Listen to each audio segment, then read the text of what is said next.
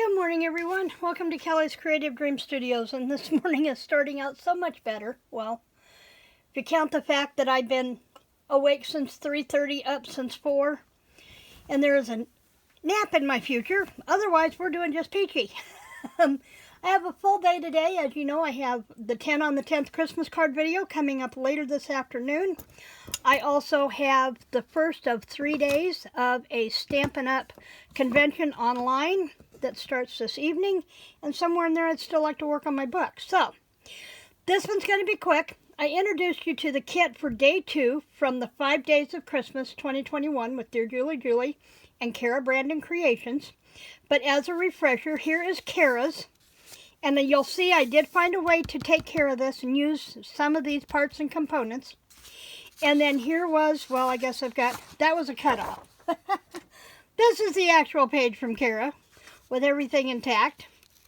And then this is Julie's day 2. And I've used a few components off of this one. Now I'm doing basics. And then when the journal is all done, stitched in, and I know the room that I have, then I can go back and see what else I want to add. I will tell you that Julie suggested, and I love the idea, to take this image right here of this little girl. She left us plenty of room around so we could cut it out with our postage stamp scissors, and I like that idea. So here is my day 2, and as we've discussed, I'm taking the base paper and making signatures to do one massive signature similar to a traveler's notebook style journal. And this is what I've done with the front. I cut out Cara's here so that I can have the whole image and I can keep this. I've also started edging pages with the Teresa Collins gold ink. I'm sorry that ink pad isn't available anymore unless you can find one on Etsy or someplace, or on eBay or someplace. I absolutely love that gold ink pad. It's very juicy and it dries really quick. So, and when you heat it, it almost comes up with an embossed gold effect. So I really like that. So I have a pocket here.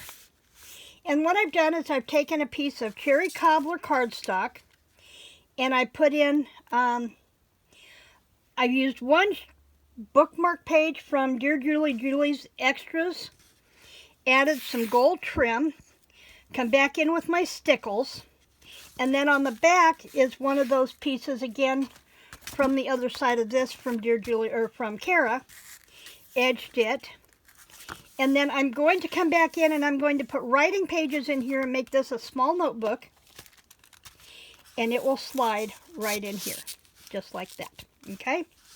Then I have started doing this. I'd used a piece of that from Cara's, and I made a tuck here. This one's from Julie's, and I have a tuck up here. I wanted plenty of journaling space. I love the white space here. And with something down the bottom, something at the top, I have a flow that I can work with. And then this is the back. I use that business envelope, and let me grab one really quick.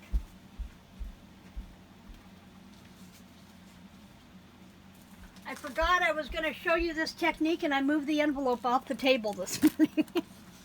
So what I did was to get this to where I could cut it out and without cutting my plastic away. Now this one has 2, but we're going to pretend it only has 1. And what I did was I slid my paper in here. I don't think I've got a light paper. Where's that cut off from Cara's? This will work. I slid my paper in to my envelope where I needed it to go. And you're going to want to do this on a mouse pad, something that's got some give. I don't have a mouse pad handy.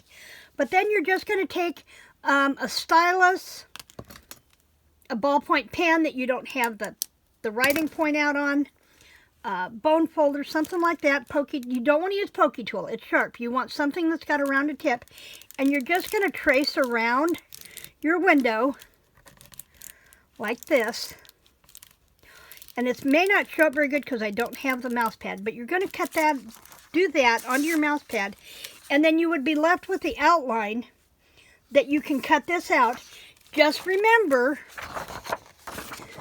that if you do that, make sure you're going the right direction. So, like I had traced it on the back side here, but I didn't see here where my image. So you can do it either way. Just remember that if you do it on the back side, you're going to do it in reverse, okay?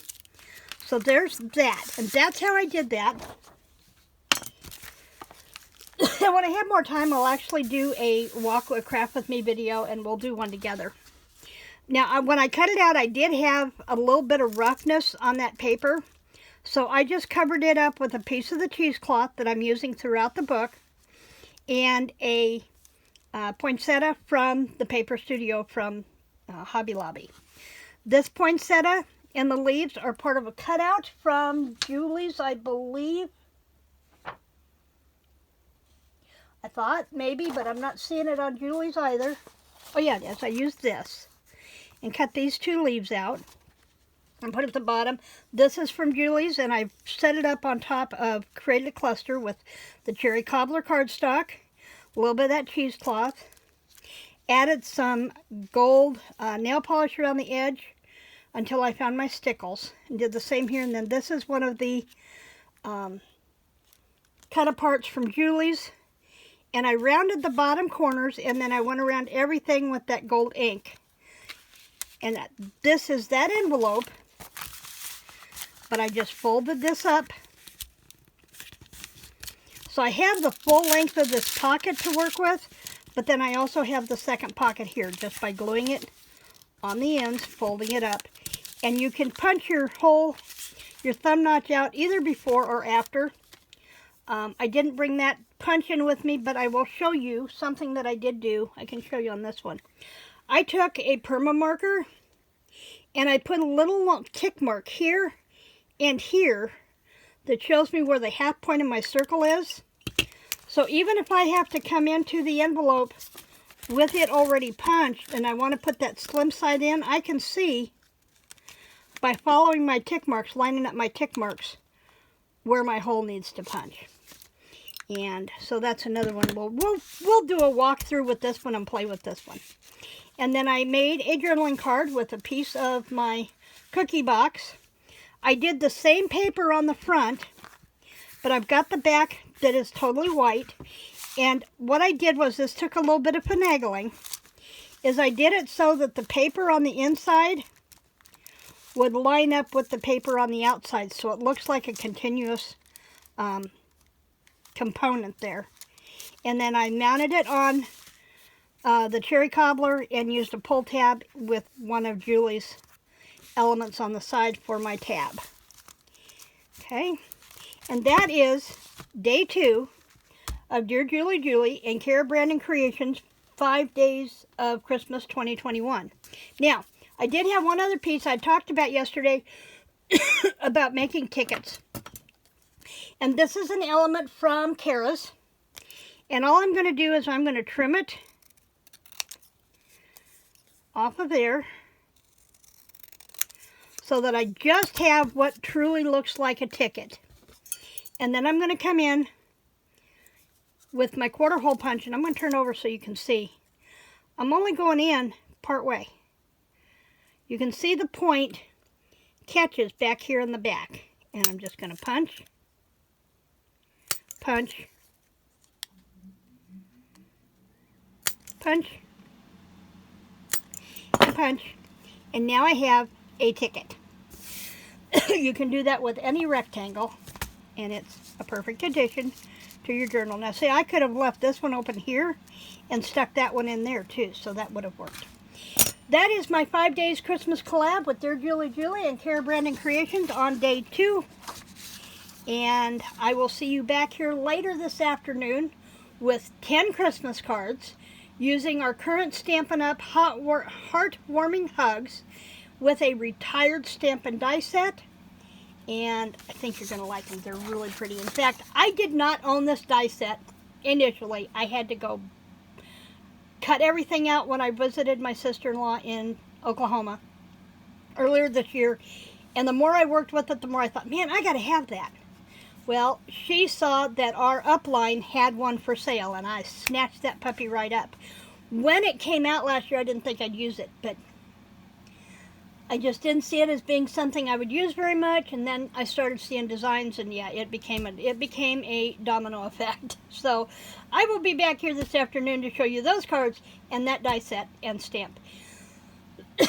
In the meantime, thanks for joining me in the studio today. Remember to like, share, and subscribe.